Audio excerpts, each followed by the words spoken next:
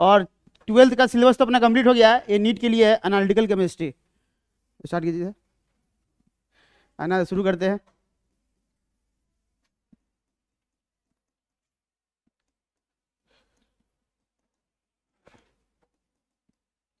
चलो जी, analytical chemistry में सबसे पहले हम लोग पढ़ेंगे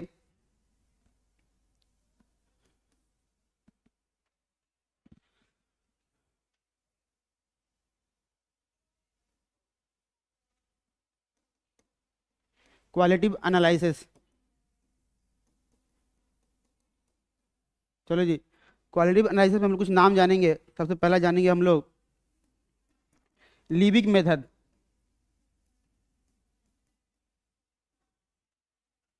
है ना। लीबिक मेथड से हम लोग क्या बनाते हैं, लिखेंगे डिटेक्शन ऑफ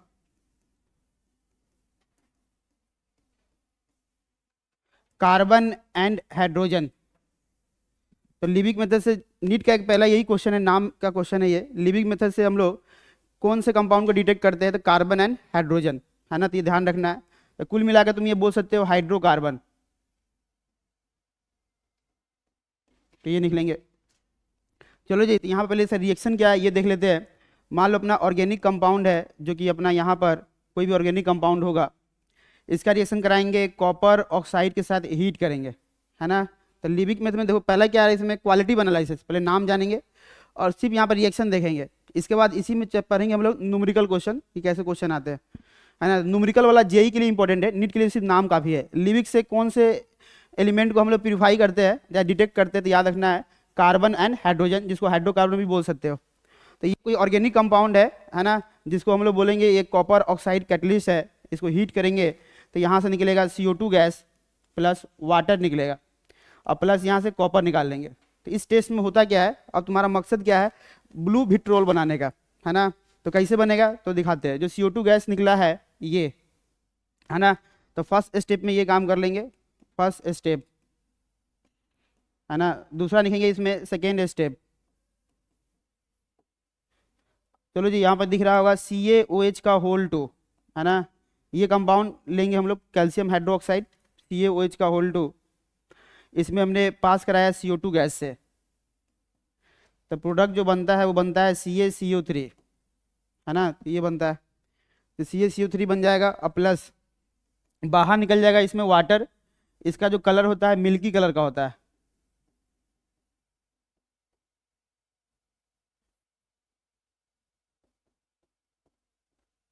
ये निकलेंगे जी। आ जाओ थर्ड स्टेप, है ना। थर्ड स्टेप में क्या होता है कि जो अपना यहाँ पर तुमको दिख रहा है अपना कैल्शियम कॉपर, है ना। अब देखो जी, कॉपर जो दिख रहा है अपना कैटलिस्ट है जो ये निकला है, ये कॉपर सल्फेट के फॉर्म में यहाँ पे आएगा, है ना, कॉपर सल्फेट। अभी तुमको ये दिख रहा है वाटर, इसका यूज करना। जैसे यहाँ पे देखो यूज किए, पहला स्टेप से CO2, इसके साथ रिएक्शन करा, ये नया कंपाउंड था अपने मन से लिए, तो यहाँ पर बना ये कंपाउंड। तो मिल्की कलर याद रखना है। दूसरा जो अपना वाटर निकला है ये, है ना, तो अब इसमें कॉपर सल्फेट में वाटर डाल दो, तो ये बन जाएगा ब्लू विट्रोल का फॉर्मूला हमको पता है क्या होता है, copper sulphate into 5 molecule of water, इसी को बोलते हैं ब्लू विट्रोल।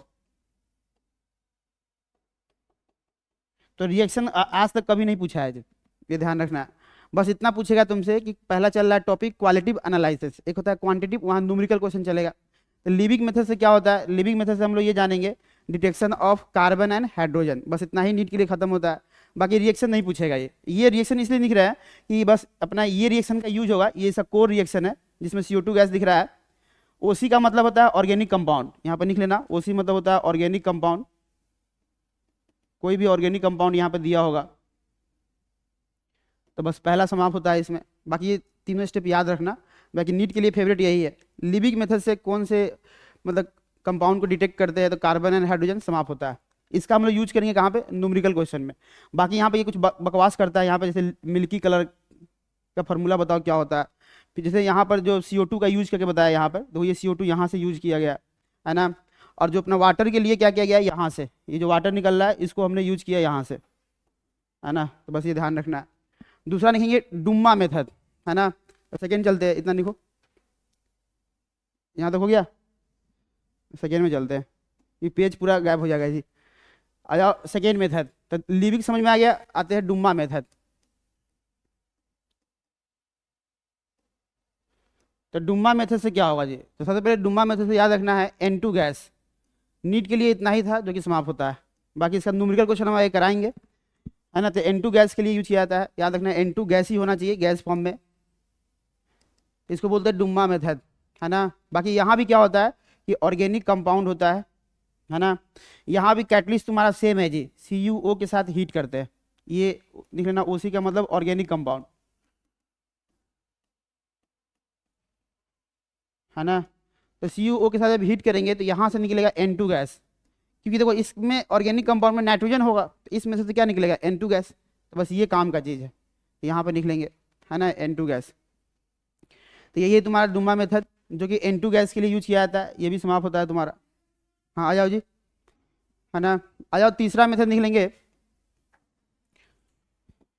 कि जल दाहल मेथड।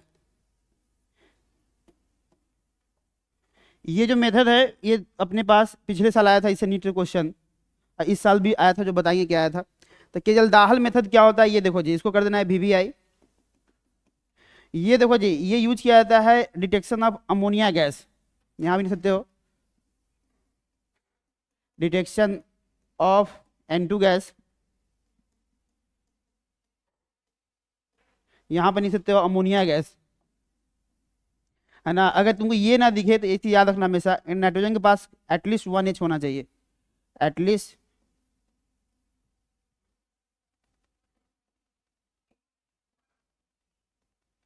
1H, तो कम से कम एक H होना चाहिए, मतलब N के साथ H भी होना चाहिए, तो बेस्ट होता है अमोनिया गैस के लिए।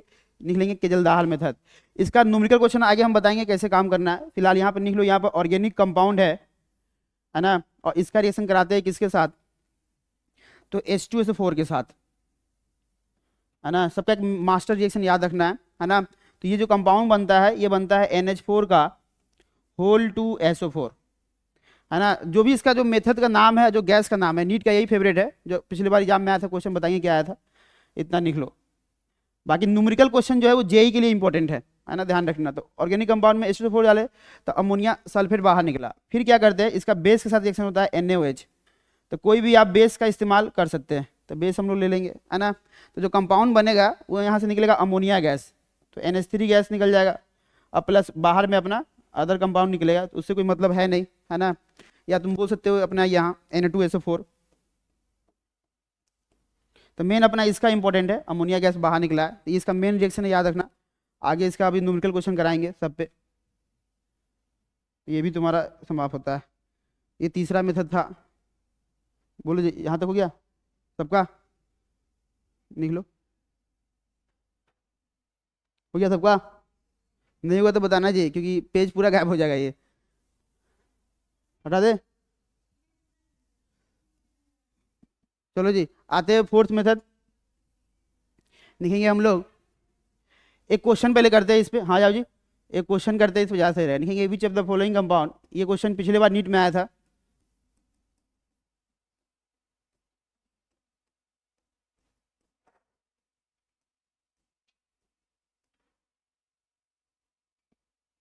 Is use to detection of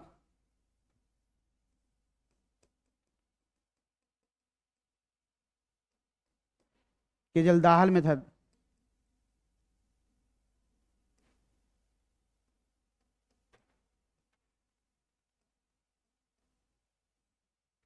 चलो जी, ऑप्शन देते बता दो। ऑप्शन ए में दिया है NO2, बी में दिया, ये पिछले बार का क्वेश्चन था नीट में, इस साल भी आया था, बताएंगे क्या आया था, NO,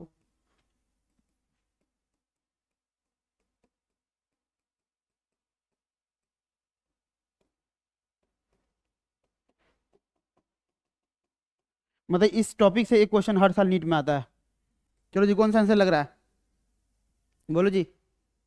सी आंसर, बिल्कुल सही आंसर। एन के साथ क्या होगा, H कम से कम होना चाहिए, तो ये ध्यान रखना है, एन के साथ कम से कम एक H होना चाहिए। देखो यहाँ पे H नहीं है, यहाँ पे H नहीं है, इसमें भी H नहीं है ना, तो अपना ये आंसर हो गया। बाकी इसका सेकेंड पार्ट है न्यूमेरिकल, उसको बोलेंगे क्वांटिटिव एनालिसिस, वहाँ भी बताएंगे, ये सब नाम फिर से वापस आएगा जी। आगे लिखेंगे हम लोग विक्टर मेयर टेस्ट, ये हो गया सबका। विक्टर मेयर टेस्ट याद करो जी, हम लोग ऑर्गेनिक कंपाउंड में पढ़े थे, वो वाला नहीं है यहाँ पे। लिखेंगे विक्टर मेयर टेस्ट, यहाँ पर लिखेंगे फॉर डिटेक्शन ऑफ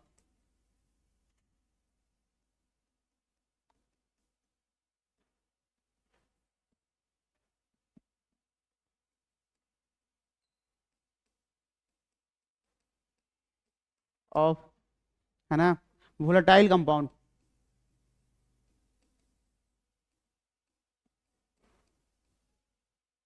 देखो जी, वोलेटाइल कंपाउंड किसी से बोलते हैं, तो एग्जाम्पल नहीं सकते हो पहला, तो हम लोग याद को ये टेस्ट पे थे अल्कोहल में, तो अल्कोहल भी वोलेटाइल होता है, तो अल्कोहल के लिए यूज कर सकते हो एग्जाम्पल में, है ना। एसीटोन भी ले सकते हो एग्जाम्पल में, एसीटोन भी वोलेटाइल होता है ना, तो ये सब नहीं सकते हो। तो अल्कोहल के लिए याद ये यूज किया जाता है, याद रखना, अल्कोहल अपना वोलेटाइल कंपाउंड होता है। बाकी इसके न्यूमेरिकल क्वेश्चन भी आते हैं, ये बताया जाएगा, पहले इतना लिख लो।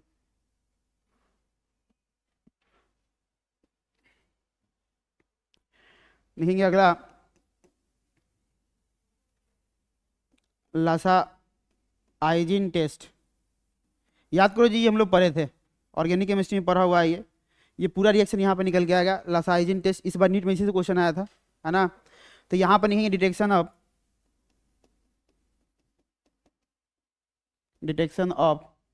तो हमने बताया था कि नाइट्रोजन के लिए यूज किया जाता है ना, सल्फर के लिए यूज किया जाता है, फास्फोरस के लिए यूज किया जाता है, एंड हैलोजन के लिए यूज किया जाता है।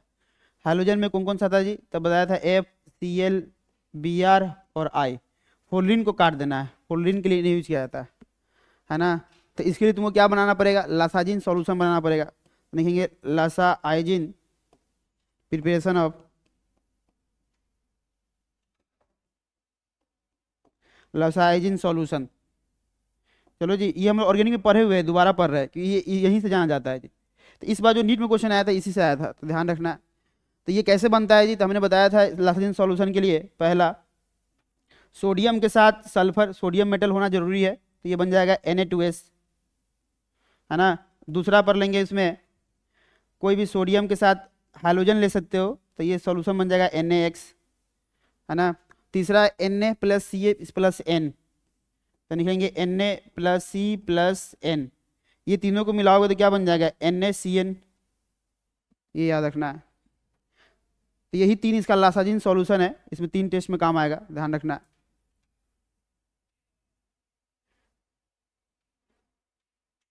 तो फर्स्ट इसमें पढ़ते हैं डिटेक्शन ऑफ नाइट्रोजन कंपाउंड, है ना, फ्रॉम लासाजिन टेस्ट, इतना लिखो, हो गया जी।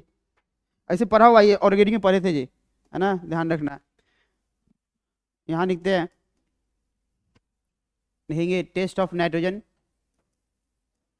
तो नाइट्रोजन के लिए बताया था लासाजिन टेस्ट फ्रॉम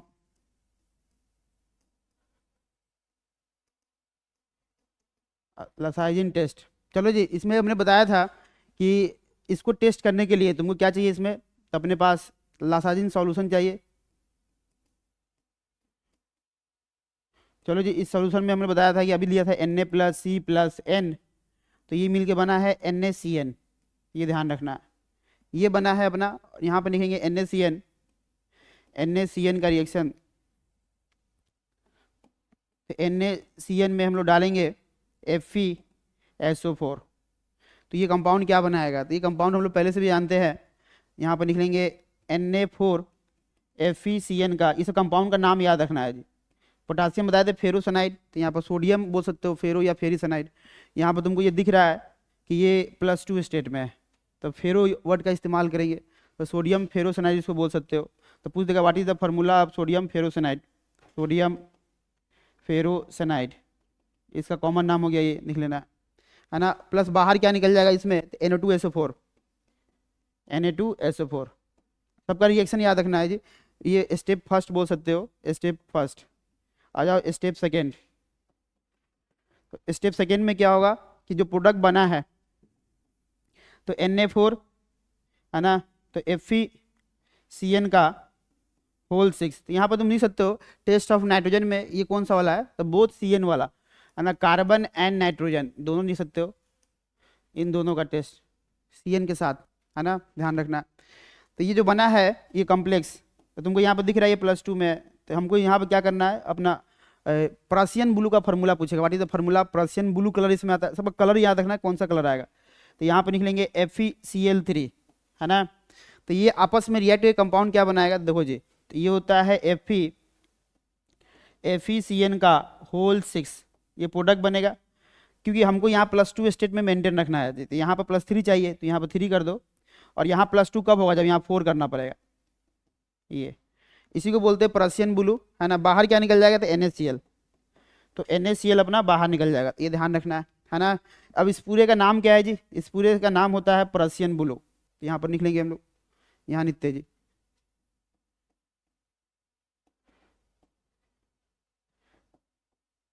ब्लू कॉम्प्लेक्स। तब तुम्हारे एग्जाम में ये पूछा हुआ है ये कि what is the formula of Persian blue complex का फार्मूला क्या होता है। तो इसको बोलेंगे, देखो जी ये 3 इधर आएगा, तो इसको बोलते हैं फेरी, और ये +2 है तो क्या होगा, फेरोसनाइड। तो इसका नाम लिख लेंगे फेरोसनाइड, ये इसका नाम हो गया जी, फेरोसनाइड। देखो जी क्योंकि ये +3 है, ये +3 स्टेट में दिख रहा है, टूटेगा तो 3 इधर आएगा, है ना। तो इसलिए ध्यान रखना है। तो इसको बोलते हैं पर्शियन ब्लू। तो इसमें याद रखना लासाजिन, जब CN को एक साथ टेस्ट करते तो ये कंपाउंड आता है। इसमें भी टाइप 1 खत्म हुआ है जब ये C और N साथ में था। अब लिखेंगे टेस्ट ऑफ, है ना, सल्फर। हो गया सबका, निकलो। बस आज खत्म है सिलेबस अपना, बस ये नीट के लिए पढ़ा रहे हैं ताकि क्वेश्चन इससे आता है इसलिए, है ना। आ जाओ यहाँ पर निकलते हैं अगला, टेस्ट ऑफ सल्फर। सल्फर के टेस्ट में अपन को पहले लासाजिन अपना सॉल्यूशन चाहिए, तो लासाइजिन सॉल्यूशन। तो यहाँ पर तुमको पहले से पता है कि सोडियम के साथ सल्फर को डालेंगे तो ये बन जाएगा Na2S, ये बन जाएगा, यही सॉल्यूशन है। बाकी यहाँ पर लिखेंगे टाइप A टाइप B, तो 2 तरह के इसमें आते हैं रिएक्शन। तो यहाँ पर लिखेंगे टाइप A कर लेते हैं। टाइप A में क्या होता है, जो अपना सॉल्यूशन है Na2S, यहाँ पर लेड एसीटेट से रिएक्शन होता है PbCH3COO का होल 2। तो यहाँ ब्लैक कलर का अपना क्या आता है, PbS, तो ये याद रखना है। तो सोडियम अपना सोडियम एसीटेट बाहर निकल जाएगा, COO माइनस Na+, बाहर निकल जाएगा ब्लैक PbS। इसका कलर याद रखना ब्लैक, सब में कलर आया है, याद रखना, कलर पूछ सकता है तुमसे। मतलब ये छोटा चैप्टर है और एक क्वेश्चन आता है इस, तो ब्लैक कलर इससे आएगा, ये ध्यान रखना। इसका टाइप B चलते हैं। टाइप नंबर B जो होता है उसको हम पढ़ा हुआ है, बोलते थे अपना क्या बोलते, नाइट्रोपुरसाइड टेस्ट नाम है इसका, नाइट्रोपुरसाइड टेस्ट। ये क्या होता है जी, तो नाइट्रोपुरसाइड टेस्ट में, है ना, यहाँ भी डिटेक्शन ऑफ नाइट्रोजन के लिए यूज किया था, नाम ही दिख रहा है नाइट्रोपुरसाइड, है ना। तो डिटेक्शन ऑफ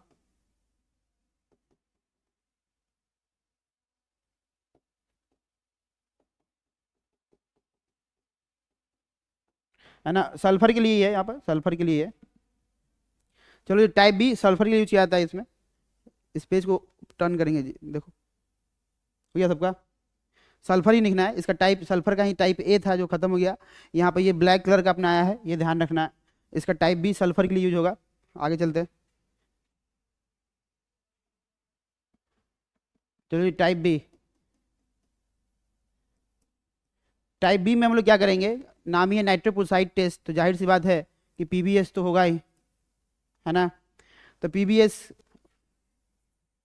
ना लिखिए, ये लिखना Na2 लासाजिन सॉल्यूशन, सल्फर तो होगा ही, प्लस नाइट्रोपुरसाइड का फॉर्मूला यहाँ लिख लेते हैं, नाइट्रोपुरसाइड। तो ये कॉम्प्लेक्स का फॉर्मूला होता है जी Na2FeCN का होल 5NO, ये फार्मूला होता है। तो ये तुमसे पूछेगा what is the formula of nitroprusside, माना ये ध्यान रखना। इसी फार्मूला को उठा के यहाँ रखते हैं, तो यहाँ पर निकलेंगे Na2FeCN का होल 6NO, ये निकलेंगे।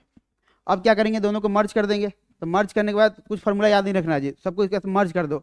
इस सोडियम कितना 2 से 4 हो जाएगा, सल्फर इसके अंदर चला जाएगा, तो ये फार्मूला हो जाएगा Na4FeCN का होल 6, और ये हो जाएगा NOS, ये कॉम्प्लेक्स बनेगा। इसका नाम, इसको कलर बोलते हैं वायलेट कलर,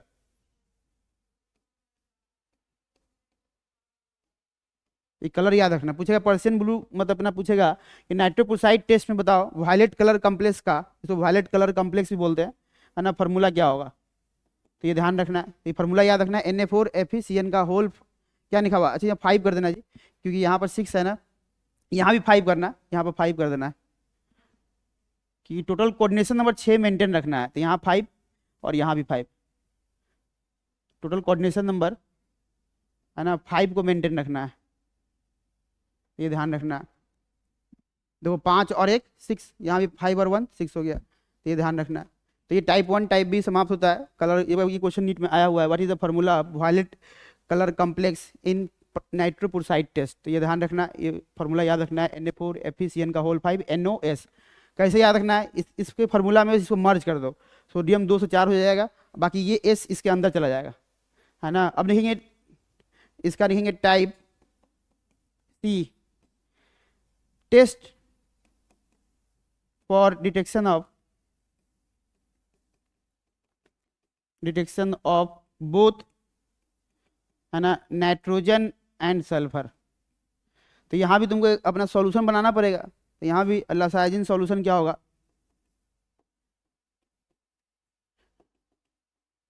तो यहाँ पर लिखेंगे sodium plus carbon plus nitrogen plus sulphur, इन सभी को मिलाओगे तो ये बन जाएगा NaCNS। ये अपना ये क्वेश्चन इसी साल नीट में आया था, इसको कर देना है VVI। पूछा था what is the formula blood red complex in Lassaigne solution test में, है ना। तो ये क्वेश्चन इसी साल नीट का था, तुम लोग देखे भी होगे। तो यहाँ पे क्या करेंगे, NaCNS का रिएक्शन कराएंगे किसके साथ, तो Fe+3 के साथ, यही अपना कलर देगा। क्या कलर देगा जी, तो यहाँ लिख लेंगे FeCNS का होल 3, ये कम्प्लेक्स बनता है ना, प्लस बाहर क्या निकल जाएगा Na+, ये बाहर निकलता।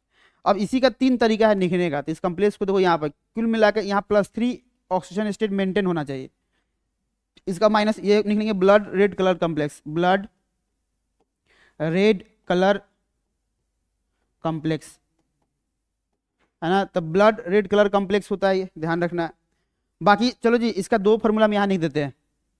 तो दूसरा फार्मूला मतलब ये इस तरह दिखे तो चलेगा, अगर इस तरह ना दिखे तो +3 होना चाहिए। बताओ +3 कब आएगा, तो कम्प्लेक्स बताओ कितना चार्ज है। अगर मान लो CNS का हम होल 2 कर दें, ये खुद -1 होता है, तो उधर जाएगा +2, तो यहाँ +1 लिखना पड़ेगा। तो कितना हो जाएगा बताओ जी, ये उधर जाएगा तो कितना होगा, +2 और +1 +3 हो जाएगा, है ना। तो +3 मेंटेन रखना, याद रखना, इसको सॉल्व करोगे तो ये +3 आएगा। अगर ये तुम्हारे ऑप्शन में ना दिखे, क्योंकि इसी साल नीट में आया था ये क्वेश्चन, मतलब पिछले 4 साल से लगातार इस चैप्टर से, छोटा चैप्टर है, एक क्वेश्चन आता है, तो जो +4 होता है, क्वेश्चन सही होता है तो +4 आंसर आएगा। तो ये याद रखना। अगर तुमको ये ना दिखे तो ये देख लेना, ये भी उसी का आंसर है। देखो यहाँ भी तुम्हारा क्या दिख रहा है, ये +3 मेंटेन है इसका। एक तीसरा भी है ना। अगर यहाँ पर मान लो कि हम कुछ ना लिखे तो यहाँ +2 हो जाएगा। देखो यहाँ पर ये 3 से कितना हुआ बताओ, 2 हुआ तो +1 चार्ज आएगा। अब यहाँ पर 1 हुआ तो कितना होगा, +2 चार्ज आएगा। बस ये तीसरा, ये और क्या लिख लेना, या तो ये प्रोडक्ट पहला, अगर वो ना दिखे तो ये, नीट में तो यही दिया था, यही दिया था। अगर ये ना दिखे तो एक साल और भी एम्स के एग्जाम में आया था, बच्चे ये आते गए और दिया था ये, तो इसी का भाई सब है, +3 मेंटेन रखना है। तीसरा यहाँ निकले थे FeCNS का, है ना, और यहाँ पर निकलेंगे +2 चार्ज। तो देखो ये -1 हो जाएगा +1, तो अभी भी +3 बना हुआ है, +3 +3 +3। तो फर्स्ट सेकेंड थर्ड इन तीनों में से कोई एक हो सकता है, तो ये याद रखना। आते हैं टेस्ट ऑफ फास्फोरस, अगला लिखते हैं, कितना लिखो,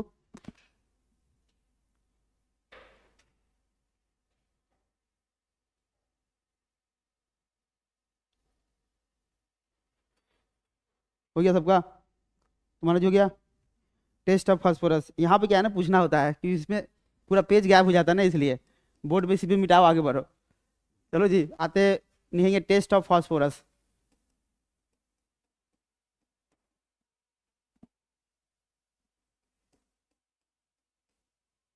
टेस्ट ऑफ फास्फोरस में क्या होता है ये देख लेते हैं जी। फास्फोरस के टेस्ट में यहाँ भी कोई ऑर्गेनिक कंपाउंड होगा तो पहले तो रिएक्शन लिख लेना है, याद रखना है ना। इसमें हम लोग क्या डालेंगे, तो Na2O2 डालेंगे। तो ये पहले बनाएगा ये Na3, की इसमें फास्फोरस पाया गया है, ये कंपाउंड बनेगा, बाकी और भी कुछ आएगा। तो मेन ये स्टेप फर्स्ट लिखेंगे, इसको VVI कर देना। इसका फॉर्मूला थोड़ा खतरनाक है जी, इस एग्जाम में चला आता। आ जाओ स्टेप 2। तो स्टेप 2 में क्या जो प्रोडक्ट बना है Na3 है ना, PO4। अब इसमें क्या करेंगे हम लोग HNO3 डाल देंगे, नाइट्रिक एसिड। ये तो ये क्या करता है, अगर इस HNO3 को डालेंगे तो ये अपना प्रोडक्ट बनाता है H3PO4, ये बन गया। अब प्लस बाहर निकल गया इसमें से NaNO3 है ना। तो ये अपना मेन, इसमें देखो पहले इसको स्टार कर दो, ये इंपॉर्टेंट है। और ये आ जाओ स्टेप 3। तो स्टेप 3 में क्या जो इंपॉर्टेंट है H3PO4। अब इसका रिएक्शन कराएंगे क्या, अमोनियम मोलिब्डेट से कराएंगे। तो फार्मूला होता है NH4 का होल टू MOO4। और ये टोटल जो मोल होता है कितना होता है, तो 12 मोल होता है, ये ध्यान रखना। प्लस 21 मोल HNO3 है ना। ये इस स्टेप को VBI कर देना, ये इसी का स्टेप एग्जाम में पूछता है, ये कर देना है VBI। ये प्रोडक्ट क्या बनाएगा जी, प्रोडक्ट बनाएगा यहाँ पर NH4 का होल 3 PO4 डॉट है ना। और यहाँ बनेंगे 12 मोल MOO3 मोलिडेनियम है, ये याद रखना, MOO3। ये बनता है कॉम्प्लेक्स है ना। इसको बोलते हैं कैनरी कलर, कैनरी कॉम्प्लेक्स बोल सकते हो, ये कलर भी होता है। ये फार्मूला तुमसे पूछ सकता है, तो ध्यान रखना है। प्लस और बाहर क्या निकल जाएगा, तो निकलेंगे NH4NO3। ये देखो NO3 कितना मोल दिख रहा है, 21, तो यहाँ 21 नहीं सकते हो। Plus 12 mole water. तो ये complex, what is the formula of canary complex, ये याद रखना है। इसी को बोलते हैं ammonium molybdate complex, ammonium molybdate complex. Phosphate complex भी बोल सकते, फॉस्फेट भी आया इसमें, इसलिए यहाँ फॉस्फेट भी बोल सकते हो।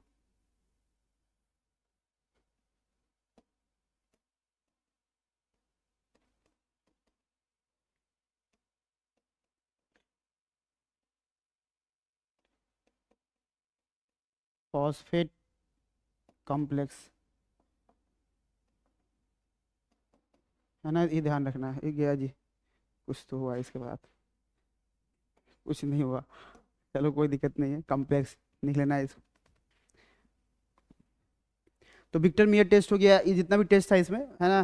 तो लासाजिन आया था पिछले बार, इस बार ये अपना आया था, क्या बोलते हैं अपना, ब्लड रेड कॉम्प्लेक्स है ना। तो कुछ भी इसमें से कोई एक आ सकता है, ध्यान रखना। आगे निकलते हम लोग है ना। बाकी इसमें न्यूमेरिकल क्वेश्चन है, न्यूमेरिकल भी आएंगे कुछ देर में, इसको हटाते हैं, इतना लिखो। ये सबका हो गया, आगे चलते हैं, लिखेंगे क्वांटिटेटिव एनालिसिस। चलो जी, तो वो था क्वालिटी, नीट का वही फेवरेट है जी, क्योंकि वहाँ पर न्यूमेरिकल क्वेश्चन नहीं आता है ना। अब ये देखो क्वांटिटी मतलब क्या, अमाउंट। अब यहाँ पर शुरू होगा न्यूमेरिकल क्वेश्चन है ना। तो न्यूमेरिकल क्वेश्चन लिख लेंगे।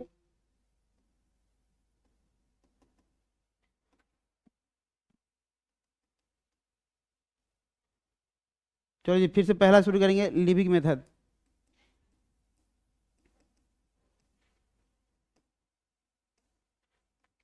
ये था, अभी हमको रिएक्शन पहले से याद है क्या था, ऑर्गेनिक कंपाउंड था। इसमें हम लोग एक कैटलिस्ट डाले थे जिसका नाम था CuO के साथ हीट किए थे। तो देखो जी, कि हमको ये पता है ये किसके लिए यूज किया जाता है, तो कार्बन कॉमा हाइड्रोजन के डिटेक्शन के लिए यूज किया जाता है। यानी कि इससे कार्बन से निकलेगा CO2 गैस है ना, और H से निकलेगा वाटर। बाकी कॉपर भी निकलता है, तो कॉपर अपने काम का नहीं है, ये दोनों काम का है ना। देखो इसका फार्मूला कैसे निकालेंगे, ये ऑर्गेनिक कंपाउंड है, इसको हम लोग सैंपल बोलेंगे है ना। और इसका अमाउंट W ग्राम है ना, ये क्वेश्चन में दिया होता है, गिवन होता है क्वेश्चन में, याद रखना। इसका बोलता है W1 ग्राम, ये भी क्वेश्चन में गिवन होता है जी। और इसका भी क्या होता है जी, W2 ग्राम। अब हम लोग न्यूमेरिकल क्वेश्चन पे कर रहे हैं, ये भी क्वेश्चन में दिया होता है ना। तो देखो तुमको काम क्या करना है, परसेंटेज ऑफ कार्बन निकालना है। तो देखो फार्मूला याद करने का तरीका बताते हैं क्या होता है। कार्बन बताओ इनमें किस में दिख रहा है, इसमें कार्बन है ना। तो देखो जी, मान लो कि हमको परसेंटेज साइड में लिखते हैं, परसेंटेज हमको निकालना है। तो मान लो परसेंटेज हमको केमिस्ट्री का निकालना है, तो क्या करते हैं बताओ। तो केमिस्ट्री में मेरा मार्क्स मान लो 56 आया, और टोटल सब्जेक्ट का मार्क्स कितना होता है 100, और इंटू 100 कर दिए तो परसेंटेज निकल गया। तो मतलब यहाँ पर हमेशा फिक्स है टोटल सैंपल का मास W की, ये देखो इसी के अंदर से ये बाहर निकल रहा है ना, तो ध्यान रखना। तो तुमको फार्मूला इसका कॉम्प्लेक्स होता है, तो तुमको याद करने का सबसे आसान तरीका बताते हैं। देखो जी मोल, हमको नहीं पता कितना मोल निकला, तो N से मोल याद रखना कि मोल है ना। अच्छा बताओ मोल को अगर हमको अमाउंट में कन्वर्ट करना है ग्राम में, तो क्या करेंगे, मोलिकुलर मास से मल्टीप्लाई। तो बताओ इसमें कार्बन कितना दिख रहा है, ये 1, तो कार्बन का मास कितना होता है 12, इतना काम हो गया है ना। अब अपन करना क्या है बताते हैं। तो मान लो कि ये अमाउंट ग्राम में आ गया, मान लो ये 10 ग्राम है, तो टोटल ये कितना ग्राम होगा W ग्राम। तो टोटल मास सैंपल का नीचे लिखेंगे टोटल मास सैंपल का, है ना। इसे फार्मूला तुमको याद हो जाएगा, इंटू 100 आ गया अपना आंसर, है ना। तो ये फार्मूला पहले लिख लो, फर्स्ट फार्मूला है। इसमें H का भी पूछेगा, ध्यान से रखना इसमें कार्बन एक ही एटम है, इसलिए यहाँ 12 हमेशा एक ही एटम होता है, ध्यान रखना। कि हम तो मोल तो निकाल ही लिए, तो कोई दिक्कत नहीं है। अब थोड़ा इसको तोड़ के लिखते हैं जी, इस फार्मूला को हम तोड़ के लिखते हैं, जिसमें हमको W1 दिखना चाहिए। अभी तो हमको W1 नहीं दिख रहा, चलो देखते हैं। तो इक्वल टू, चलो जी मोल किसका बताओ, कार्बन का।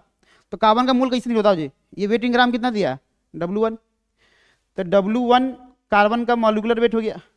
बताओ इसका मॉलिक्यूलर वेट कितना होता है, मतलब ग्राम तो W1 क्वेश्चन में दिया रहेगा, इसका मॉलिक्यूलर वेट 44 है ना। तो 44 इनटू, अब जो जैसे दिख रहा है दिखाओ, ये 12 दिख रहा है 12, और सैंपल का मास तो फिक्स है अपना, ये अपना ब्रैकेट में लिखना W, सैंपल का मास W जो क्वेश्चन में दिया हुआ, तो यहाँ पर निकलेंगे W इंटू 100। अब देखो ये फार्मूला पहले देखने में बुक में फार्मूला ऐसा दिया हुआ, तो देखने में तुमको लग रहा है इतना बड़ा फार्मूला, लेकिन है कुछ नहीं, मोल इंटू मॉलिक्यूलर वेट, तो वेट इन ग्राम आ गया, टोटल ग्राम इंटू 100, वही काम वहाँ की है। अब देखो इसी से तो कितना बड़ा फार्मूला बन गया। अब ये क्वेश्चन करेंगे इसमें, पहले फार्मूला लिख लो, ये पहला हो गया, इसमें इतना लिखो, दूसरा भी लिखना है इसमें, इसको हटा दो, ये कोई मतलब नहीं था इसका।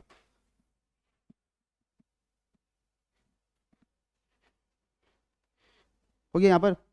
अब सेकेंड पे चलते हैं, दूसरा परसेंटेज ऑफ हाइड्रोजन। अगर ये निकालना है तो फिर यहाँ भी वही काम करेंगे, मोल बताओ जी। अच्छा ये बताओ इसमें, ये पीछे से प्रीवियस था, इसमें देखो ये, इसमें बताओ हाइड्रोजन कितना दिख रहा है 2, तो बताओ इसका मास कितना लेंगे, 2 लेंगे ना, एक के लिए 1, तो 2 के लिए 2, तो ये ध्यान रखना है ना। ये आगे चला गया नहीं जी, वो पूरा गायब हो गया है जी, कोई दिक्कत नहीं, ये था अपना कहानी। ये नेक्स्ट करेंगे ना, नेक्स्ट पे नहीं आया, ये रहा नेक्स्ट पे, है ना। तो परसेंटेज ऑफ H है ना, तो कोई दिक्कत नहीं है। तो यहाँ पर हम लोग क्या करेंगे जी, 2 से मल्टीप्लाई करेंगे, तो बताओ वेट इन ग्राम चलाएगा, अपना टोटल सैंपल का मास अभी भी W रहेगा, कि H तो अपना उसी सैंपल से निकल रहा है ना, इंटू 100। अब थोड़ा इसी को हमने तोड़ के लिखते हैं जी, चलो जी। अच्छा तो ये मोल जो था अपना, प्रीवियस में आओ, एक पेज अपना आगे बढ़ गया है, ये था अपना, है ना। तो इसका क्या ग्राम कितना, W ग्राम दिया, W2 ग्राम, इसका मॉलिक्यूलर मास कितना होगा 18, है ना। तो ये ध्यान रखना एक, अब अपना आ गया जी। तो मोल का फॉर्मूला हो जाएगा W2 divided by molecular mass 18 into, बाकी जो दिख रहा है उसका लिखेंगे 2, और नीचे में कैपिटल W इंटू 100। ये था कहानी। अब देखो इस पर क्वेश्चन कर लेते हैं, सिंपल सा क्वेश्चन कर लेते हैं। लिखा है कि A 20 ग्राम, है ना। बस इस दो जितना पर है ना, सब पे क्वेश्चन, न्यूमेरिकल क्वेश्चन, ये जेई में आता है, नीट में नहीं आया, लेकिन तुम अगर प्रीवियस क्वेश्चन बनाओगे ना, तो तुमको नीट में कम से कम इससे क्वेश्चन दिख जाएगा, है ना, कम से कम 20-25 क्वेश्चन दिख जाएगा न्यूमेरिकल से भी। रिसेंट ईयर में पिछले 6 साल में न्यूमेरिकल नहीं है, सिर्फ नाम पूछा है। ए 20 ग्राम ऑफ ऑर्गेनिक कंपाउंड, है ना, हीटिंग विथ, है ना, कॉपर ऑक्साइड के साथ हीट कर रहा है ना, या नहीं सकते तो लिबिक, नाम क्वेश्चन में बता देगा कि कौन सा मेथड है, लिबिक मेथड, है ना। तो गिब्स एकदम फार्मूला बेस्ड क्वेश्चन है, गिब्स निकलेंगे कितना, तो 5 ग्राम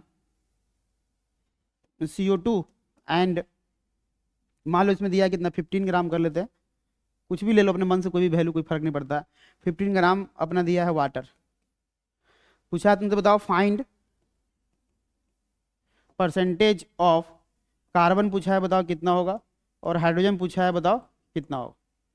तो कुछ नहीं करना है, बताते हैं। देखो अपना टोटल ये W दिया है, बताओ ये टोटल W दिया, इसको मान लो W, तुम जाओ फार्मूला में पुट करके सॉल्व कर लेना, इसको W मान लो।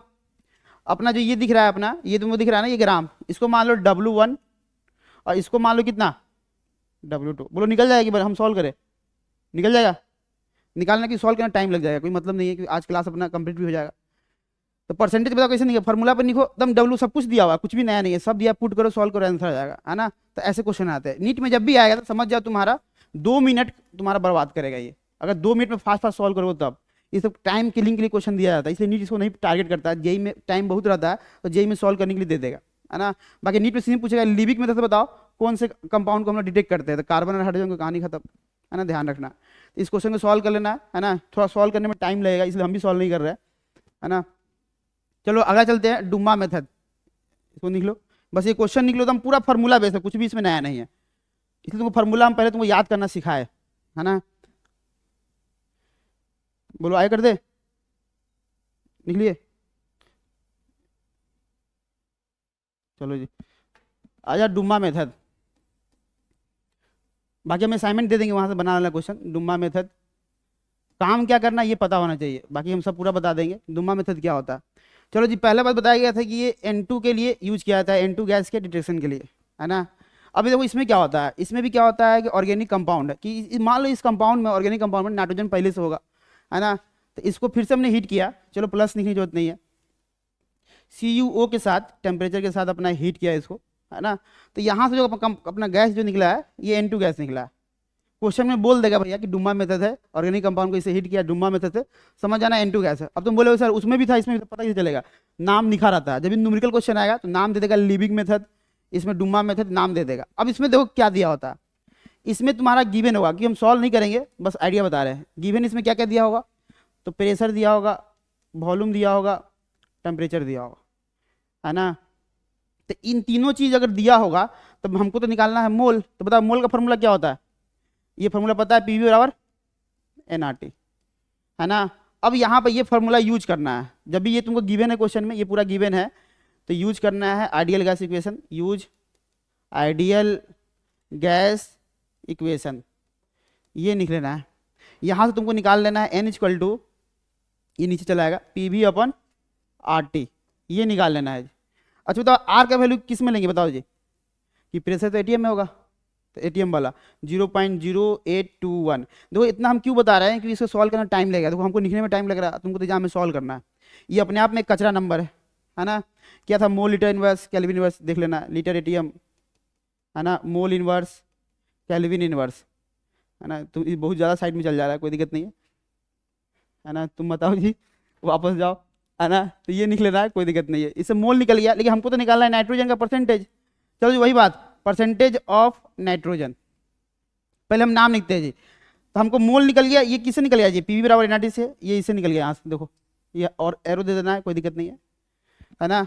तो मोल तो निकल गया। अच्छा बताओ इसमें ये नाइट्रोजन का मोल है, तो मॉलिक्यूलर मास बताओ कितना ले, 14 ले कि 28 ले, कि N2 गैस है ना, 28 लेंगे। तो ये कितने में आया बताओ जी, ग्राम में आएगा कि नहीं आएगा। यहाँ पर निकलो ऑर्गेनिक कंपाउंड का सैंपल W ग्राम दिया होगा, ये क्वेश्चन में दिया होता है, तो बताओ उसका खुद का ग्राम अपन टोटल ग्राम इंटू 100, यही परसेंटेज निकल गया। तो अब तुमको जो मेहनत लगा था ये सॉल्व करने में, है ना, ध्यान रखना। इससे मोल निकाल लेना है, इस मोल को यहाँ पुट कर देना है, कि इसमें नाइट्रोजन 2 दिख रहा है इसलिए 28 लिखे मोलिकुलर मास, ये ग्राम में आया। ये टोटल मास सैंपल यहाँ लिख देते हैं, total mass sample, total mass of organic compound, या सैंपल भी बोल सकते हो, और सैंपल ये निकलेंगे जी। इस पे क्वेश्चन लिख के छोड़ देते हैं, यहाँ पे क्वेश्चन लिखते हैं साइड में, इतना लिखो पहले, अगला पेज में लिखते हैं। यही डुम्मा मेथड न्यूमेरिकल क्वेश्चन है और कुछ नहीं है। इसको बता दे जी, सबको हो गया। एक क्वेश्चन लिखते हैं, देखो यहाँ पर ए ऑर्गेनिक कंपाउंड, ए 20 ग्राम लिख लेना ऑर्गेनिक कंपाउंड,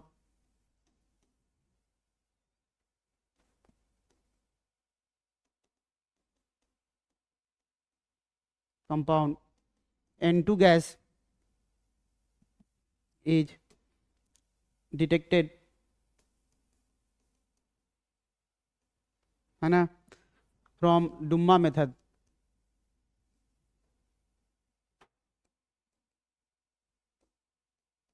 डुम्मा मेथड से इसको N2 गैस को डिटेक्ट किया गया, जहाँ पर तुमको दिया हुआ है उसका प्रेशर दिया है 4 atm, हैविंग, यहाँ पर लिख लेते हैं हैविंग। मतलब सब क्वेश्चन में सब कुछ ऐसे बोलेगा ना तुमको सब समझ में आएगा जी। तुम्हारा मकसद तुम्हारा क्लियर है, जब भी क्वेश्चन आया तो तुम्हारा 2-3 मिनट बर्बाद कर देगा, ये सॉल्व करने में टाइम लगता है। प्रेशर दिया हुआ है तुम्हारा P1, P दिया है 4 ATM, वॉल्यूम दिया है चलो 2 लीटर ले लेते हैं, है ना। अपने पास पी भी बराबर nRT एट 27 डिग्री सेल्सियस, है ना। Find percentage of N2 gas पूछा है, क्या होगा। अब देखो जी इसमें कुछ भी नया नहीं है, तुम्हारा मकसद क्या है पहले बताते। तो सर बताया था कि पी वी बराबर nRT, यहाँ से हमको टारगेट है मोल निकालना। तो मोल का यहाँ पे फॉर्मूला था क्या होगा, नीचे में पी वी मतलब ऊपर में, नीचे में क्या हो जाएगा RT, यहाँ से मोल निकल गया। फार्मूला तुमको पता है, percentage of nitrogen percentage of N2 gas, Dumas method से। ये रहा मोल, इस मोल को यहाँ नहीं देते, into 28 divided by total mass sample का दिया है, देखो यहाँ पर 20 ग्राम, यहाँ पर 20 कर देंगे और इंटू 100। ये तुम्हारा न्यूमेरिकल क्वेश्चन ऐसे सॉल्व हो जाएगा, निकलेंगे जी। ये तुम्हारा Duma method for detection of N2 gas. नहीं केजलदार मेथड, केजलदार मेथड से उससे 3 साल पहले क्वेश्चन आया था, है ना। पिछले साल सिंपल पूछ दिया था। अगला लिखिए, इतना लिखो, बाकी सॉल्व करना। ये वैल्यू कुछ भी एग्जाम में दे सकता है, तो कोई मतलब नहीं है। सॉल्व कैसे करना है ये बता रहे हैं, थोड़ा टाइम लगेगा इसको सॉल्व करने में, है ना। बाकी फार्मूला याद होना चाहिए, बस कहने का मतलब ये है। आगे देखो जी, है ना, लिखेंगे केजलदार मेथड।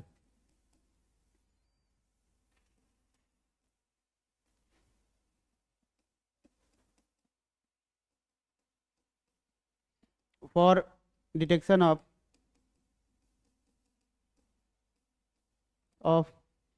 अमोनिया गैस बताया गया था, NH3 के लिए यूज किया जाता है, बाकी NH2 भी हो सकता है, NH भी हो सकता है ना, देख लेना। चलो जी पहले इसे क्वेश्चन लिखते हैं। इस क्वेश्चन में लिखेंगे फॉर, है ना, लिखेंगे 20 ग्राम, क्वेश्चन लिख लेंगे सैंपल ऑफ ऑर्गेनिक कंपाउंड, है ना। ये रिएक्ट करता है किससे, तो रिएक्ट विथ, है ना। लिख लेंगे यहाँ पर क्या 0.5 m H2SO4, है ना, हैविंग। इसका वॉल्यूम तुमको दिया हुआ है क्वेश्चन में, है ना, कितना दिया है, तो मान लो इसमें 2 लीटर दिया है, कोई दिक्कत नहीं है, 2 लीटर दिया हुआ है ना। एंड फाइनल रेसिड्यू इज लिखेंगे 0.4 m NaOH, है ना, इज यहाँ पर लिखना रिएक्ट विथ, इसको यहाँ ऐड कर देना, react with 0.4 m NaOH having volume दिया हुआ इसका,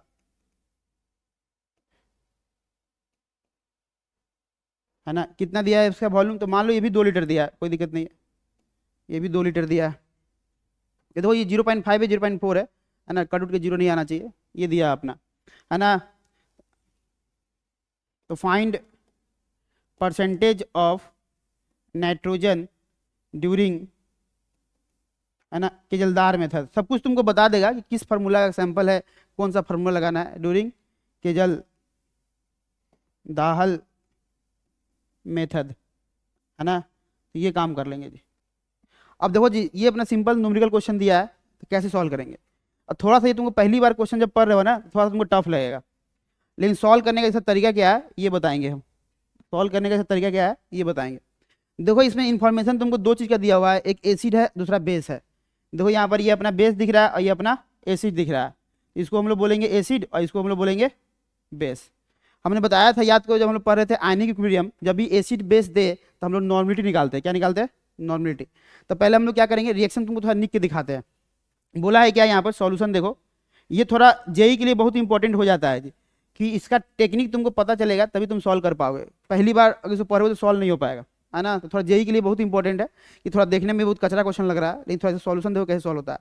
सॉल्यूशन में क्या करेंगे, कोई भी अपना ऑर्गेनिक कंपाउंड है, ठीक है, ये बोलता है कि हम H2SO4 से रिएक्ट करते हैं, ठीक है। तो ये कंपाउंड हमने अभी तुमको इसका रिएक्शन भी लिखा था, क्या बना था ये NH4 का होल टू अमोनिया था SO4, ये बना था। फिर बोले थे ना कि इसको NaOH से पास कराएंगे बेस से, तो फाइनल अपना अमोनिया गैस बाहर निकला था, याद करो जी। भाई कुछ भी निकले फर्क नहीं पड़ता, अपन जो बच गया Na2SO4 ही बचा है, कोई दिक्कत नहीं है। तो देखो ये सब क्वेश्चन है ना, इस क्वेश्चन में रिएक्शन नहीं लिखा हुआ, इसलिए जेई के लिए बहुत इंपॉर्टेंट हो जाता है। तो कितना सारा डाटा इसमें मिसिंग है, लेकिन जैसे ही दिमाग में गया अच्छा केजलदाल मेथड तो अमोनिया गैस, है ना। तो ये पढ़ रहे हैं न्यूमेरिकल क्वेश्चन टारगेट कर सकता है ना, तो ध्यान रखना, ये काम हुआ। अब देखो खास बात, अपने पास H2SO4 दिया है, कितना दिया बताओ इसका, तो इसका तुम्हारा M1 दिया है, मोलारिटी दिया है 0.5, है ना। और अपना इसे कितना दिया है बताओ जी, वॉल्यूम भी दिया है 2 लीटर, तो V इक्वल टू कितना निकलेंगे 2 लीटर, ये इसका वॉल्यूम दिया है ना। उसी तरह यहाँ बेस के बारे में बात कर लेंगे, क्या बताओ M1 कितना दिया है, तो 0.4 दिया है, देखो 0.4 ही लिखे थे ना, 0.4 दिया है ना। और वॉल्यूम कितना दिया है इसमें, इसका भी 2 लीटर दिया है, तो यहाँ भी निकलेंगे हम लोग 2 लीटर, यहाँ तक निकलेंगे। अब इसको सॉल्व कैसे करेंगे, है ना। चलो नेक्स्ट पेज में लिखेंगे, इतना लिखो, फिर हम लोग पीछे चले आएंगे, कोई दिक्कत नहीं है, क्योंकि थोड़ा डाटा देखना पड़ेगा रिटर्न आकर, है ना। इसको ऐसे ना चाहिए, स्लाइड करने वाला तो ज़्यादा अच्छा रहता।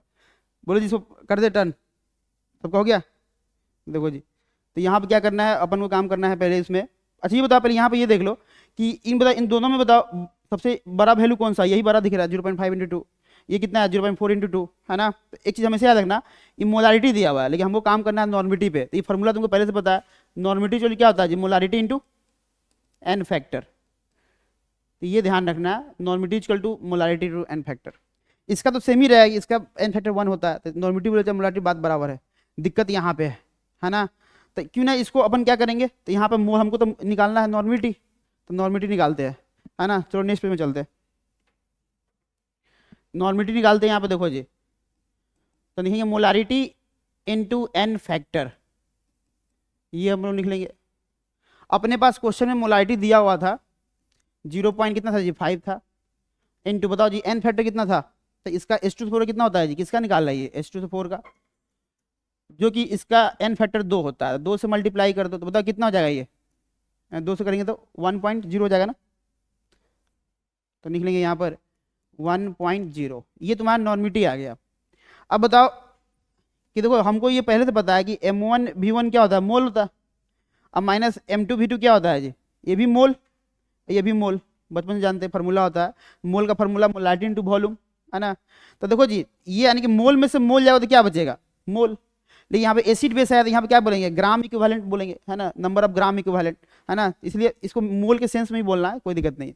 तो देखो जी अपन क्या करेंगे, इसमें नॉर्मिटी तो मेरा निकल गया, तो अपन को यहाँ पे ये लिखना पड़ेगा, इसको हटा देते हैं समझाने के लिए था। तो यहाँ पे लिखेंगे हम लोग N1 V1 minus N2 V2, ये कुल मिलाकर हमको मोल ही देगा, जो कि अब ये मोल जो है वो ग्राम इक्विवेलेंट में बोलेंगे, नंबर ऑफ ग्राम इक्विवेलेंट, है ना। यहाँ पर लिख सकते हो नंबर ऑफ ग्राम इक्विवेलेंट ही लिख लेते हैं, नंबर ऑफ ग्राम इक्विवेलेंट के फॉर्म में ही लिख लेते हैं, कोई दिक्कत नहीं। चलो जी अपन को ये निकल के आ चुका है, ये किसका है, तो H2SO4 का, क्योंकि हम पहले से जानते हैं आयनिक इक्विलिब्रियम में कि एसिड बेस में क्या होता है, माइनस होता है, बताया था हमने, है ना। और सेम में प्लस होता है, जैसे base base plus, acid acid plus, acid base क्या हो जाएगा, माइनस होगा। तो ये अपना बेस है जो कि इसका नाम है NaOH, है ना। चलो इसका वैल्यू हमने निकाला, नॉर्मिटी तो 1 है। अब वॉल्यूम इसका कितना दिए थे, देखो तो वॉल्यूम यहाँ पर कितना था, चलो बैक चल जाते हैं, बैक के लिए प्रीवियस जाना होगा। वॉल्यूम था दोनों का 2 ही था जी, नेक्स्ट कर ले, हाँ दोनों का वॉल्यूम 2 ही था, 2 माइनस इसका कितना था 0.4 था जी। नॉर्मिटी या मोलारिटी बात बराबर है, ये भी 2 हो जाएगा। सॉल्व करो कितना आ रहा है, 2 माइनस 0.8, तो कितना बचा बताओ जी 1.2, ये अपना निकल गया। अब पढ़ते हैं परसेंटेज ऑफ नाइट्रोजन निकालना है, तो बताओ जी परसेंटेज ऑफ नाइट्रोजन इन केजलदाल में था, हमको एच से मतलब नहीं है, याद रखना।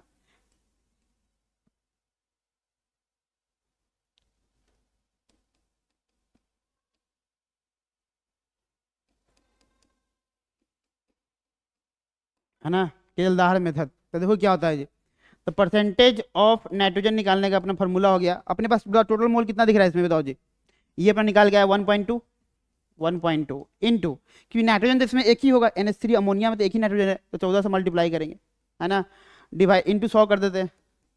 नीचे टोटल सैंपल का मास बताओ कितना होगा, कितना लिखवाए थे 20 हो गया आंसर। तो यही है तुम्हारा परसेंटेज आ गया अपना, है ना। तो ध्यान रखना, तो ये तुमको नहीं पता था, ये जो काम कर रहा है ना याद रखना, जब भी क्वेश्चन आया तो वही कार्बन कॉपी आएगा, डाटा चेंज कर सकता है एकदम कार्बन, क्योंकि स्टैंडर्ड ये तुम्हारा लैब वाली चीजें पढ़ रहे हैं, प्रैक्टिकल केमिस्ट्री इसको बोला जाता है, ये सब डाटा कभी चेंज नहीं, क्वेश्चन कभी चेंज नहीं होगा, डाटा चेंज कर सकता है, जहाँ पर 0.2 है 1.2 है तो 1.5 ले सकता है, कोई दिक्कत नहीं है, ये निकलेंगे, ये समाप्त होता है तुम्हारा, है ना। आगे निकलते एक और कंसेप्ट, कारियस मेथड। चलो इसको नेक्स्ट कर दे।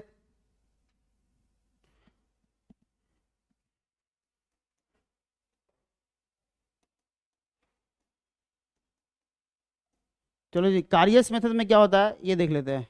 यहाँ पे ये बोला कि ऑर्गेनिक कंपाउंड, इसमें सब पढ़ेंगे जी, इसमें पहला पढ़ेंगे हम लोग किसे, सल्फर के बारे में, दूसरा पढ़ेंगे इसमें फास्फोरस के बारे में, और तीसरा इसमें पढ़ेंगे हैलोजन के बारे में। ये हैलोजन का अपना नाम था अपना, जो लासाजिन सॉल्यूशन टेस्ट बताया था हमने, है ना। तो फिलहाल यहाँ पे इन तीनों का पढ़ते हैं क्या होता है। तो इसमें ये बताया कि इसमें पहले डाल दो एसिड HNO3, है ना। तो क्योंकि इस कंपाउंड में, ऑर्गेनिक कंपाउंड में इसका निकलना है W ग्राम, क्वेश्चन में दिया होगा W ग्राम, ये सब क्वेश्चन से मालूम चल जाता है, टेंशन नहीं लेना है। ये ऑर्गेनिक कंपाउंड में जो पढ़ रहे किसका, पहला पढ़ रहे इसमें डिटेक्शन ऑफ सल्फर, तो लासाजिन से भी था और इससे भी तुम निकाल सकते हो डिटेक्शन, न्यूमेरिकल क्वेश्चन में इसको बोलते हैं कारियस मेथड, याद रखना, डिटेक्शन ऑफ सल्फर। तो यानी कि इस ऑर्गेनिक कंपाउंड में सल्फर इसे रिएक्ट करेगा तो ये अपना डायरेक्ट दे देगा H2SO4। अब प्लस तुमको ये जो कंपाउंड है ना, कि हमको पता है कि एसिड का रिएक्शन हम कराते हैं किसके साथ, तो BaCl2 के साथ कराते हैं, हमेशा तुमसे इसी से रिएक्शन कराएगा। ये एक नया एलिमेंट आया है, ध्यान रखना, क्योंकि इसमें सल्फर था, ऑर्गेनिक कंपाउंड में क्या होगा, ऑर्गेनिक कंपाउंड कंटेन लिख लो, कंटेन सल्फर, तो एसिड से रिएक्ट किया ये, तो ये H2SO4 बना। अब प्लस जो प्रोडक्ट बना बस इतना ही बना है ये, बस हमने अब क्या किया, एक्स्ट्रा काम किया, इससे रिएक्ट कराया, तो ये अपना जो PPT बना है BaSO4। अब तुम्हारे पास इसका दिया होगा W1 ग्राम, बस, तो ये दिया है और ये दिया है। अब इसी से तुमको सॉल्व करना है जी। तो सॉल्व करना है तो हमको निकालना है percentage of sulphur, percentage of sulphur निकालना है। तो कैसे निकलेगा बताते हैं। अच्छा बताओ, सल्फर बताओ, अगर ये पूरा कंपाउंड अगर 1 मोल है तो सल्फर कितना मोल होगा, इसमें 1 ही मोल होगा। ऑक्सीजन कितना होगा, 4 मोल, जितना एटम उससे मल्टीप्लाई कर दो। मान लो हम पूरा बोले 1 मोल, तो बताओ बैरियम कितना होगा, 1 मोल। सल्फर इसमें कितना होगा, एक एटम में तो 1 मोल। ऑक्सीजन कितना होगा, 4 मोल। ये हमको पहले से पता है ये चीज़, तो उसका यूज करेंगे। तो परसेंटेज ऑफ सल्फर के लिए हमको क्या करना होगा कि मोल ऑफ, देखो ये पूरा अगर 1 मोल है तो उसमें सल्फर भी 1 ही मोल होगा। तो हमको तो इस पूरे का वेट दिया है W1 ग्राम, इस पूरे का मॉलिक्यूलर मास निकलो 233, याद ही रखना है।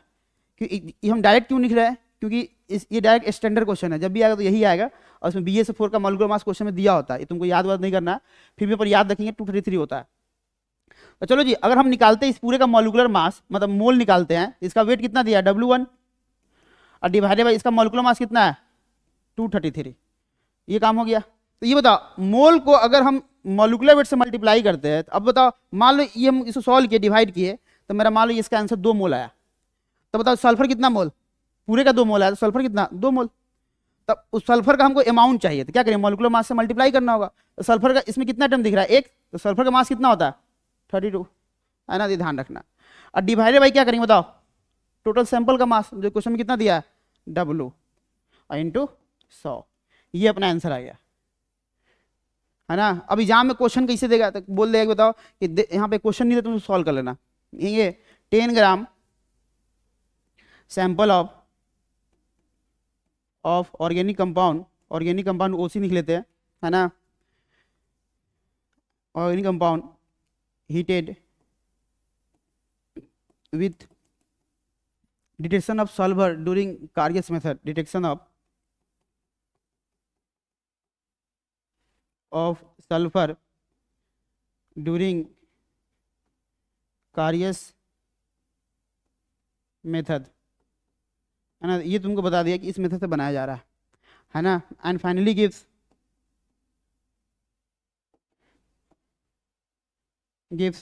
मान लो अपने पास दिया है कितना 30 ग्राम, है ना। जैसे मान लो अपना टोटल कितना मास था इसमें, कितना 10 ग्राम दिया है, तो 5 ही ग्राम लेते हैं, कोई दिक्कत नहीं, हीट करने पे मास कम ही होगा, तो 5 ग्राम लेते हैं। 5 ग्राम, है ना, BaSO4, देखो फाइनल तुमको बता दिया कि BaSO4 दे रहा है 5 ग्राम, डायरेक्ट लास्ट पे पहुंच जाएगा, बीच में ही सब गायब कर देगा, कोई मतलब नहीं है। क्वेश्चन पढ़ के समझ में आ रहा है, कारियस मेथड है, सल्फर को डिटेक्ट कर रहे हैं। टोटल हमको 2 ही चीज़ें मतलब है, देखो इस पूरे फार्मूला में हमको चाहिए W और W1, यही 2 चाहिए। W यहाँ पर दिया है क्वेश्चन में, देखो ये 10 ग्राम, ये कितना दिया है, ये W दिया है, और W1 कौन दिया है बताओ, ये रहा W1, तो बताओ सॉल्व हो जाएगा? यहाँ पुट कर दो, यहाँ W, यहाँ W1, काम खत्म, आंसर आ जाएगा, है ना। तो ये समाप्त होता है ना। इसमें एक और था फास्फोरस, बस अब खत्म ही हो रहा है, बस थोड़ा देर में खत्म हो जाएगा। इसको करते हैं ऐड, है ना। हो गया था जी तुम्हारा, पीछे कर दे, देखो हो गया था।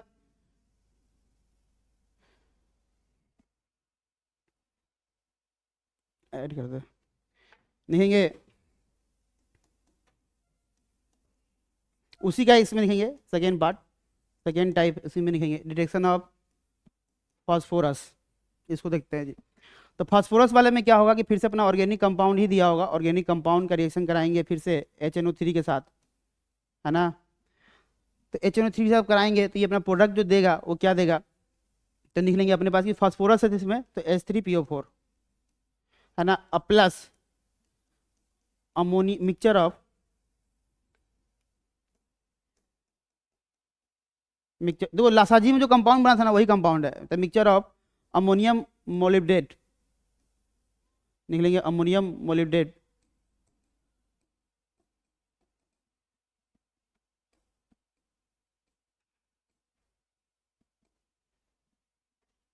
कंपाउंड, है ना। तो ये देता है। तो चलो पहले सीक्वेंस में लिखते हैं, पहले इसका काम कैसे करना है।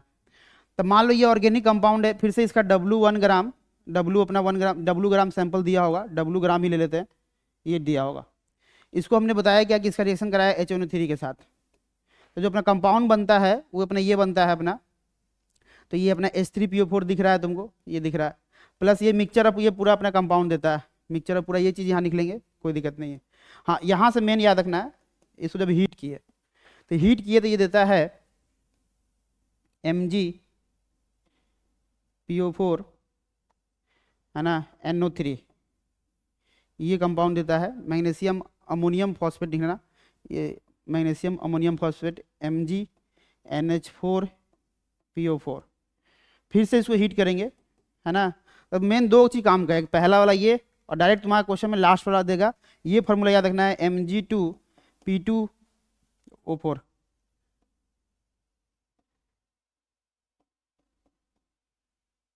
O7, और इसका मॉलिक्यूलर मास याद रखना 222, मॉलिक्यूलर मास कितना दिया है इसका, मॉलिक्यूलर मास 222। ये हम क्यों बता रहे हैं कि हमेशा यही क्वेश्चन आएगा, तो मतलब तुमसे दो ही से मतलब है जी, ये और लास्ट, कहानी खत्म।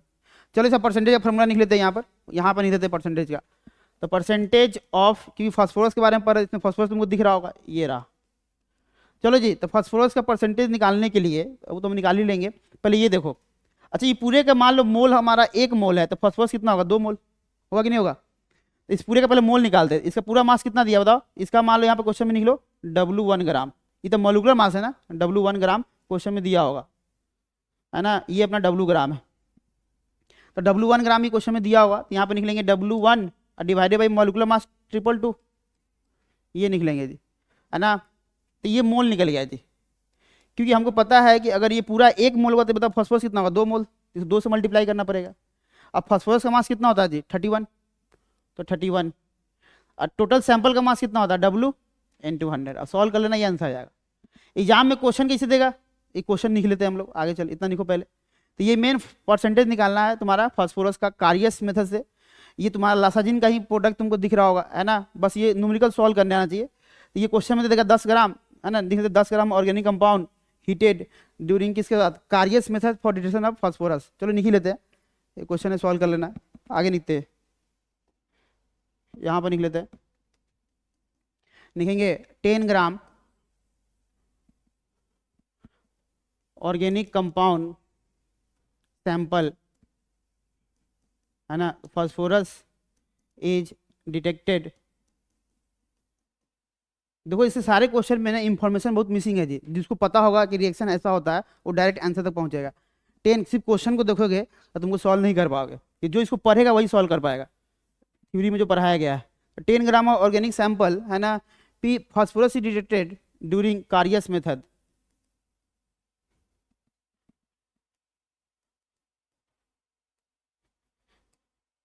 है ना। तो फास्फोरस को डिटेक्ट किया गया किसके साथ, कारियस मेथड के द्वारा, है ना, एंड फाइनली गिव, है ना, निकलेंगे इसमें 5 ग्राम ऑफ Mg2P2O7, जहाँ पे क्वेश्चन में बोल देगा कि मॉलिक्यूलर मास इसका कितना यूज करना है, 222। बोलो परसेंटेज निकल जाएगा। फॉर्मूला बेस्ड क्वेश्चन है, तुमको क्वेश्चन सॉल्व करनी 2 चीज़ चाहिए, एक तो ये चाहिए W और एक क्या चाहिए जी, W1, तो सॉल्व कर दो, आंसर आ गया। फाइनली निकलो, अब डोंट नोट में 3 बातें निकलेंगी, समाप्त करते हैं, है ना। डिस्टिलेशन मेथड,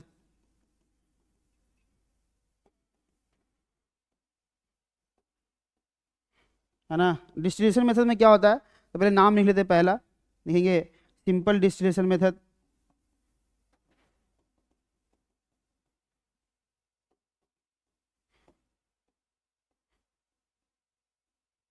है ना।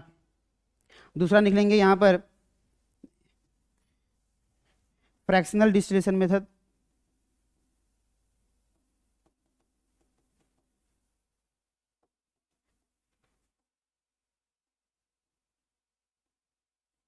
तीसरा निकलेंगे इसमें डिस्टिलेशन अंडर रिड्यूस प्रेशर,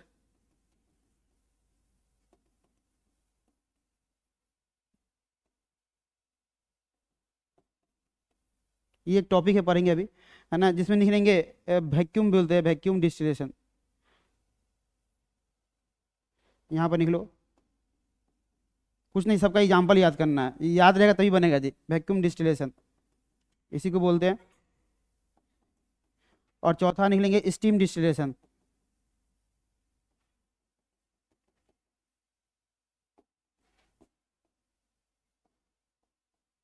ये निकलेंगे। ये 4 अपना डिस्टिलेशन का मेथड होता है, बस पहला शुरू करते बस यही 4 खत्म हो जाएगा। तो डिस्टिलेशन टेक्निक है ये, यहाँ एग्जाम्पल पूछे जाते हैं,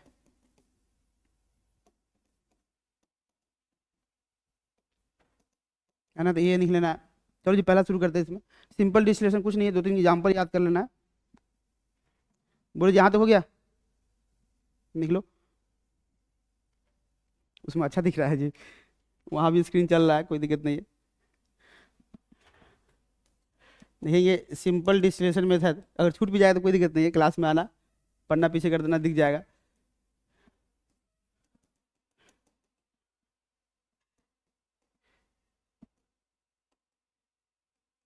चलो जी, सिंपल डिस्टिलेशन मेथड क्या होता है, यहाँ पे क्या होता है तुम्हारा, ए solution of which contain non volatile impurities, which contain non volatile impurities, है ना, ये ध्यान रखना है। चलो इसको ठीक से लिख लेते हैं,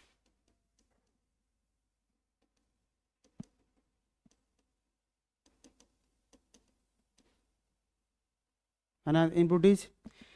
ये तो पहला पॉइंट इसमें लिख लेना है। दूसरा, boiling point differ by at least 80 degree Celsius. अब देखो जी, ऐसा कोई कंपाउंड है जो 80 सेल्सियस में डिफर करता है, तो याद तो है नहीं, इसलिए तुमको याद करना पड़ेगा। इसके स्टैंडर्ड एग्जाम्पल है, जब भी आएगा तो इन्हीं में से कोई एक आएगा। बाकी बहुत एक बार पहले आया था, वो भी 8 से 12-13 साल पहले, क्योंकि पिछले 4 साल तो वही आ रहा अपना, है ना, कोई एक ही क्वेश्चन आता है। तो एग्जाम्पल में पहला निकलेंगे अनिल कपूर, एनिलीन,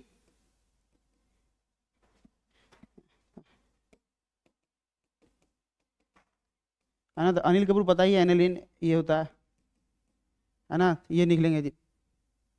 इसके साथ हम लोग लिखेंगे एनिलीन के साथ हेलोफॉर्म CH(X3), कोई भी हेलोफॉर्म, इन दोनों का मिक्सचर होता है, तो सिंपल डिस्टिलेशन से टेक्निक से प्यूरिफाई किया जाता है। और बॉइलिंग पॉइंट में 80 का डिफर होता है, ये ध्यान रखना, पहला एग्जाम्पल, है ना। दूसरा लिखेंगे टोलिन, बताइए टोलिन का स्ट्रक्चर ये होता है CH3, है ना, प्लस साथ में लिखना ईथर, यहाँ भी डिफर होता है 80 कम से कम, यही 2 एग्जाम्पल है, समाप्त होता है। दूसरा इसमें लिखेंगे हम लोग, दूसरा क्या था अपना, फ्रैक्शनल डिस्टिलेशन मेथड,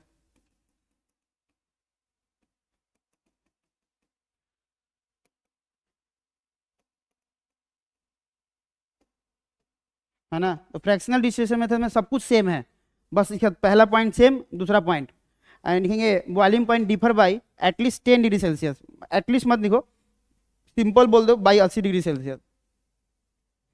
यहाँ भी लिख लेंगे बॉइलिंग पॉइंट डिफर बाई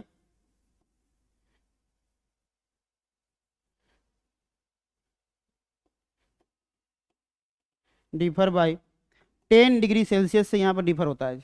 बाकी यहाँ भी स्टैंडर्ड एग्जाम्पल है। एग्जाम्पल फर्स्ट निकलेंगे हम लोग, तो टॉलिन के साथ निकलेंगे CH3, है ना। तो इसके साथ हम लोग निकलेंगे, टॉलिन ले लो, बेंजीन ले लो, दो थोड़ा फैमिली सेम सेम दिख रहा है, ये निकलेंगे पहला एग्जाम्पल। यहाँ दूसरा निकलेना अपने पास CH3OH अल्कोहल के साथ एसीटोन। ये दोनों याद रहेगा तभी बनेगा जी, पहले ही बता रहे हैं, है ना। यहाँ पर और क्या निकलेना है, हेक्सेन। मतलब ये चलो ये लो, दोनों बात बराबर ही है। टॉलिन के साथ बेंजीन या हेक्सेन, ये दो एग्जाम्पल बहुत पॉपुलर है, VVI कर देना। चलो तीसरा था वैक्यूम डिस्टिलेशन, तीसरा निकले थे। यहाँ तक हुआ बताओ, बस ये एग्जाम्पल एग्जाम में से पूछेगा, ये दो एग्जाम्पल दे देगा, बोलो किस डिस्टिलेशन। ये नाम याद रखना, याद रहेगा तभी बनेगा, कोई उपाय नहीं है। आ जाओ वैक्यूम डिस्टिलेशन, आगे कर दे, हो गया। बस अब दो बचा है, खत्म, चैप्टर खत्म, द एंड। तीसरा देखेंगे vacuum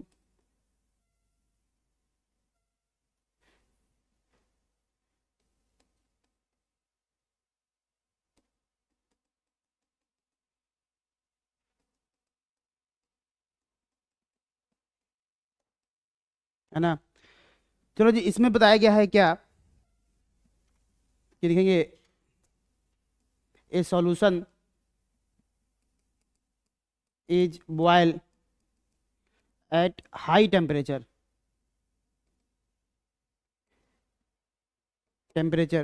may be decompose, may be decompose, है ना। तो हो सकता है ये टूट जाए बिफोर बॉइलिंग पॉइंट अटेंड, है ना। तो ये याद रखना, पहले ही हो सकता है टूट जाए ये। बाकी यहाँ पर सबसे पहले एग्जाम्पल ही इंपॉर्टेंट है, तो ग्लाइसिरोल निकलेंगे। एग्जाम्पल दूसरा निकलेंगे separation of glycerol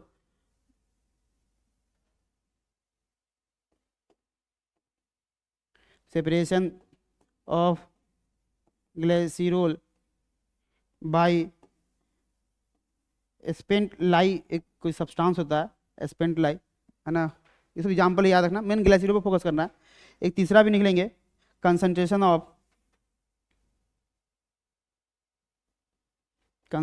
of sugar juice, है ना। शुगर जूस निकालो। तो मतलब यही तीन एग्जाम्पल है, कहने का मतलब एग्जाम्पल ही पूछेगा तुमसे, डिफिनेशन कभी नहीं पूछने वाला। फोर्थ नंबर ये लास्ट है, देखेंगे हम लोग स्टीम डिस्टिलेशन मेथड।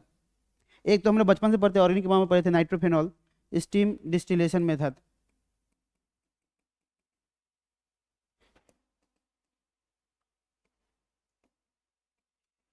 चलो जी, स्टीम डिस्टिलेशन मेथड में हम लोग क्या करेंगे, यहाँ पर लिखेंगे सबसे पहले टू इमिसिबल लिक्विड होता है ये, लिक्विड में भी वोलेटाइल। सबका अपना इंपॉर्टेंट एग्जाम्पल ही है जी, है ना। तो एग्जाम्पल ही लिख लेते हैं। पहला तो निकलेंगे क्लोरोबेंजीन, ब्रोमो लिख लेना, ब्रोमोबेंजीन, नाइट्रोबेंजीन, नाइट्रोबेंजीन हो गया। दूसरा निकलेंगे chlorobenzene,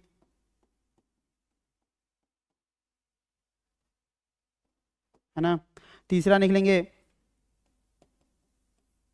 separation of Anil Kapoor in water, aniline, separation of aniline in water. Example 4 number निकलेंगे ऑर्थो नाइट्रोफेनॉल, पता ही है तुमको, ऑर्थो नाइट्रोफेनॉल, चलो नाम ही निकल लेते हैं, सब चल जाओ जी, कोई दिक्कत नहीं। फिर आ गया जी ऑर्थो नाइट्रोफेनॉल। तो ये सब इसका एग्जाम्पल हो गया है ना। टर्पेंटिल ऑयल भी नहीं सकते हो,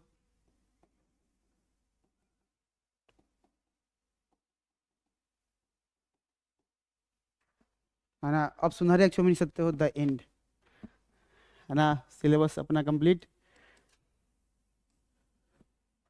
है ना। तो आज अपना लास्ट क्लास था, इसलिए तुमको डिजिटल बोर्ड पे मौका मिलना चाहिए था पढ़ने का। तो केमिस्ट्री खत्म हो गया है, बाकी ऑल द बेस्ट, अपना केमिस्ट्री का तैयारी अच्छे से कीजिए।